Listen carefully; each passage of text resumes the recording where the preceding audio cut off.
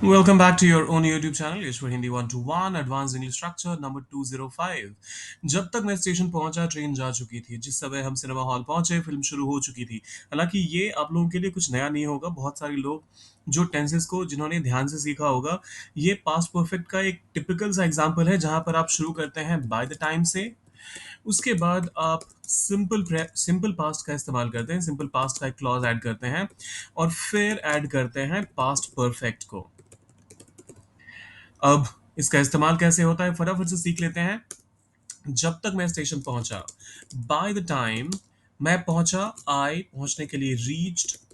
अब देखिए यहां पर ये ध्यान दीजिएगा, रीच्ड के बाद आपको to the station, on the station, in the station कुछ नहीं करने की जरूरत है। रीच अपने बाद कोई भी preposition नहीं लेता है।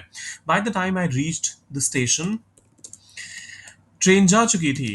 The train had departed, the train had left the station, ये भी कह सकते थे। लेकिन उसमें क्या होगा कि रेपिटेशन लगेगा, ऐसा लगेगा एक ही चीज को दो बार कहा जा रहा है। तो उसको अवॉइड करने की सलाह मैं दूंगा।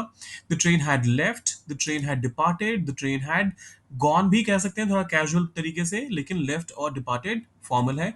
आप इन दोनों का इस्तेमाल कीजिए, प्रेफरेबली ये दोनों ज्यादा अप्रोप्रिएट होंगे। तो फाइनल स्टेटमेंट हमारा, bye the time I reached the station the train had departed.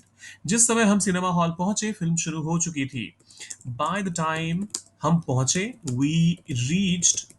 Cinema hall के लिए द थिएटर कह सकते हैं, सिनेमा हॉल भी कह सकते हैं। मैं थिएटर का इस्तेमाल कर रहा हूं। द थिएटर, फिल्म शुरू हो चुकी थी। The film had started. इसका लॉजिक भी समझिए। दो एक्शन हुए, पहले फिल्म शुरू होने का एक्शन हुआ और बाद में हमारे पहुंचने का एक्शन हुआ। तो ये तो पास्ट परफेक्ट में वैसे भी होता है कि जब आप दो एक्शंस की बात कर रहे होते हैं, तो जो एक्शन पहले हो जाता है पास्ट में उसके लिए आप पास्ट परफेक्ट वाला क्लॉज इस्तेमाल करते हैं जैसा हमने यहां पर किया। और जो एक्शन बाद में होता है उसके लिए आप सिंपल पास्ट का इस्तेमाल करते हैं जैसा हम यहाँ पर कर रहे हैं। बाकी भी फटाफट से करते हैं कवर, दो तीन और मैं कर देता हूँ, उसके बाद वाला आप कर दीजिएगा। उस समय तक वह खाना खा चुका था जब मैं घर घर आया। By the time I came home, मैं घर आया, came, घर के लिए home, I came to home मत कहिएगा। home यहाँ पर कोई भी preposition अपने साथ नहीं लेगा। home एक ऐसा वर्ड है जो कभी नाउन तो कभी एडवर्ब के तौर पे इस्तेमाल होता है। इसी वजह से इसके साथ आप देखेंगे कई बार आपको कहा जाएगा stay home, come to home या फिर stay in home, ऐसा कुछ नहीं कहा जाता है। खैर उसके बारे में एक अलग से वीडियो बनाएंगे, लेकिन फिलहाल के लिए by the time I came home, वह खाना खा चुका था। He had eaten. By the time I came home, he had eaten. या फिर he had eaten the food. He had his dinner. He had his lunch. Depend करता है किस टाइम पर आप पहुंचे थे। So by the time I came home, he had eaten. जब तक बारिश बंद हो चुकी थी, हम तब तक बारिश बंद हो चुकी थी जब हम बाहर निकले। अच्छा, वही मैं कंफ्यूज हो गया कि यहाँ जब दो बार क्यों इस्तेमाल होगा।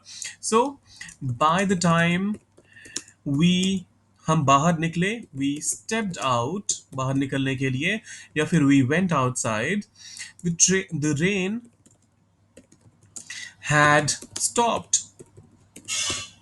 Bye the time we stepped out the rain had stopped. जब तक उसने जवाब दिया मैं सवाल भूल चुका था।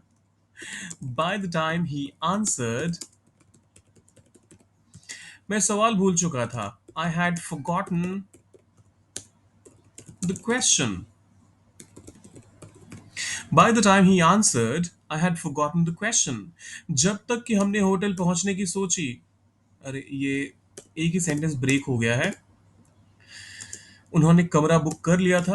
अरे ये क्यों हो रहा है।